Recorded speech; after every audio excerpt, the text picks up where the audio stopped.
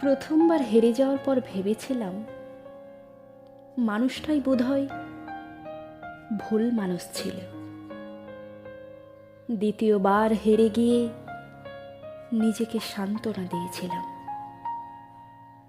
বোধহয় ভুল সময়ে আমাদের দেখা হয়েছিল।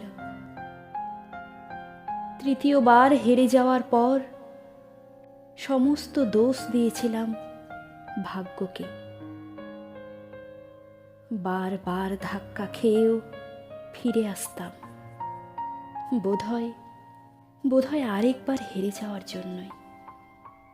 বারবার শীতল হয়ে যাওয়ার পরও আবার ফিরতাম, রূপকথার মতো জীবন বদলে যাওয়ার আশায়।